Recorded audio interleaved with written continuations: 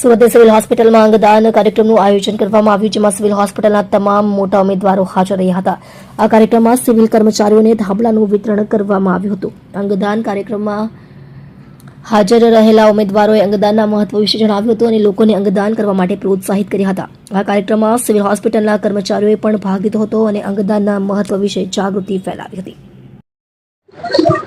નમસ્કાર દર્શક મિત્રો, આજે આપણા સરના માનનીય એવા શ્રી દિલીપ દેશમુખ દાદાની જન્મદિવસ છે, જે અંગદાન ચેરિટેબલ ટ્રસ્ટના પ્રમુખ બી છે અને એમને જે રીતે સમાજમાં અંગદાન વિશે જાગૃતિ ફેલાઈ છે તથા જે બ્રેઇન ડેડ વ્યક્તિઓ હોય એને અંગદાન માટે જે પ્રેરિત કર્યા છે, સુરત સિવિલની હોસ્પિટલની ટીમ આજે એમનો બર્થડે સેલિબ્રેટ કર્યો છે. આપણે જેટલા બી આપણા સર્વન્ટ સ્ટાફ છે, અધર સ્ટાફ છે, એ બધાને કંબલ આપીને એમનું સન્માન કર્યું છે. અને હું એવું માનું છું કે અંગદાન એ જીવનદાન. તમને બધાને જ ખ્યાલ છે, આપણે બધા બ્લડ ડોનેશન કરીએ છીએ, પણ આપણે જો કોઈ બી આપણા રિલેટિવ હોય, ફ્રેન્ડ્સ હોય, ધારો કે જો એ બ્રેઇન ડેડ થઈ ગયો હોય, જો એનું શરીર કામ નહીં લાગવાનું હોય, શરીરના અંગો કામ નહીં લાગવાના હોય, તો પ્રોપર ગાઈડન્સથી, ડોક્ટરના ગાઈડન્સથી ચોક્કસ એનું અંગદાન કરવું જોઈએ, જેથી કરીને બીજા કોઈ વ્યક્તિને આપણે જીવિત કરી શકીએ.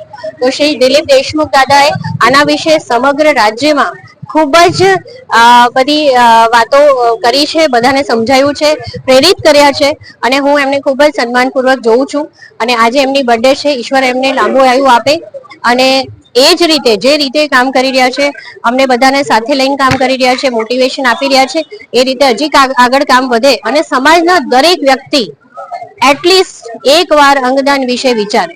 હું એમ નથી કહેતી કે કમ્પલસરી આપો, પણ જો તમે એ સિચ્યુએશનમાં હો કે જ્યારે તમારું બોડી અને તમારા અંગ તમને જ કામ નથી લાગવાના, તો શું કામ મરતા પહેલા કોઈને અંગદાન નહીં કરવું? શું કામ મરતા પહેલા કોઈને જીવનદાન આપીને ન જવું? તો આ મારા થોડા પ્રશ્નો છે, વિચારજો આના વિશે અને ચોક્કસ તમને એવું લાગશે કે નહીં, જો મારાથી કોઈને દાન થઈ શકતું હોય. પૈસાનું દાન આજે મહત્વનું નથી.